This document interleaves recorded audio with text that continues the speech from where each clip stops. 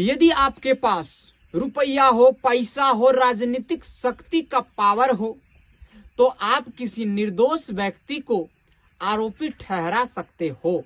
ये वास्तविक सच्चाई है। जैसे कि कल हम लोगों ने देखा देवघर के जन आंदोलन को। कल देवघर की नजारा को थोड़ा आप लोग भी देख लीजिए, उसके बाद फिर आगे चर्चा करेंगे। यह नजारा को देखने के बाद शायद आप लोगों को भली भांति एहसास हो गया होगा कि मैं किन मुद्दों पे बात करने चाहता हूं।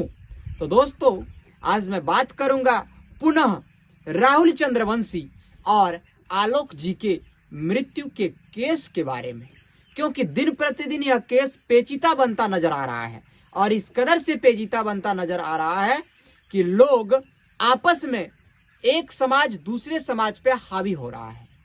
क्योंकि समाज से किसी का लड़ाई नहीं हो सकता है। लड़ाई केवल एक व्यक्ति, दो व्यक्ति, 5 व्यक्ति से हो सकता है, किसी के साथ भी, लेकिन पूरे समाज के साथ किसी का लड़ाई नहीं हो सकता है, क्योंकि हम लोग एक सब समाज में रहते हैं। चलिए आते हैं मुख्य बिंदु पे। कल इस जन आंदोलन में आलोक जी को न्याय मांगने के लिए सब सड़क पे उतरे और सबके मुंह में एक ही बातें थी, सबके हाथों में एक ही पोस्टर था, और वह था हत्यारे को फांसी दो, हत्यारे को फांसी दो, आलोक को न्याय दो। यही चर्चा था पूरे देवघर के हर एक गली चौक चौराहा में। लेकिन कुछ इस केस की सच्चाई भी है, जिसे मैं आप लोगों के बीच साझा कर रहा हूं।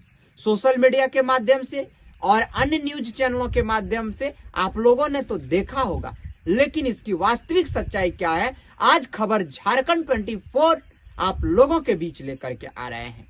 पहले आप लोग इस सीसीटीवी को वीडियो को देखिए। आप लोग इस सीसीटीवी वीडियो को देख करके कुछ आप लोग समझने का प्रयास कीजिए, फिर मैं इसकी सही कहानी बताने का प्रयास करूंगा।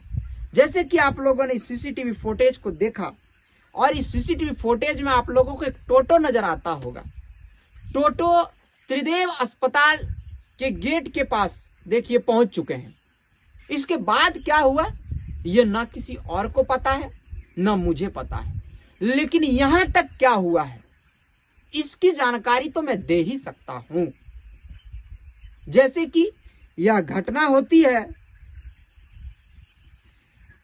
22:42 में, और यह घटना होती है XUV 500 4 पहिया वाहन से, और उस वाहन का नंबर है 3310।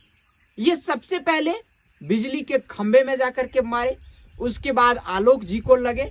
आलोक जी मॉडर्न पब्लिक स्कूल के छोटे गेट के सामने खड़े थे।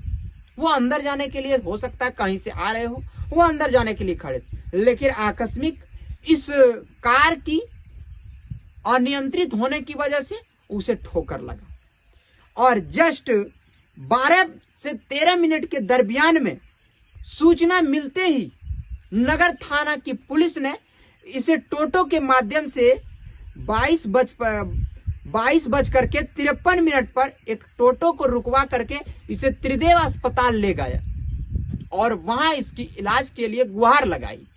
उसके बाद जब 12 मिनट के अंतराल पे उसे त्रिदेव अस्पताल पहुंचाया गया, तो फिर कैसे आरोप लग रहे हैं राहुल चंद्रवंशी पे कि उन्होंने पिस्टल लहराया।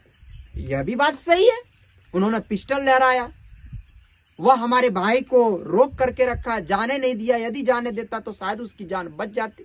ये कहना भी आलोक के परिवार वालों का सही है, लेकिन इसकी वास्तविक सच्चाई क्या है उसको आज जानिए। राहुल चंद्रवंशी जी ने पिस्टल जरूर ताना होगा, लेकिन क्यों इस हालात में उसे पिस्टल तानना था क्या? क्योंकि उस कार में और भी बच्चे मौजूद थे, और भी जनमानस मौजूद थे। जहां एक तरफ एक जख्मी पड़ा है, दूसरे तरफ जब मैं उसके पिताजी से मिला, वहां से ये सब बातें हमें पता चला कि हो सकता है पेट्रोल इंजन की गाड़ी थी। इस आनन फानन में जो बच्चे बैठे थे उस कार में, जो जनमानस थे उस कार में, हो सकता है इस आनन फानन में वह कार को भी क्षति पहुंचता, उस कार में बैठे लोगों को, बच्चों को भी क्षति पहुंचता। इस कारण से सबसे पहले राहुल चंद्रवंशी जी ने पुलिस को इन्फॉर्म करने के बाद उसे 12 मिनट के अंदर त्रिदेव अस्पताल पहुंचवाया और इन बच्चों को सुरक्षित अपने पिस्टल के सहारे से घर लाया। और इस मामला ने इन बातों पे जकड़ पकड़ लिया है। इसकी वास्तविक सच्चाई क्या है? देवघर पुलिस बिल्कुल सघन तरीके से जांच में जुटी हुई है। जैसे ही इसके आगे कुछ जानकारी मिलती है तो मैं आप लोगों को अपडेट करता रहूंगा।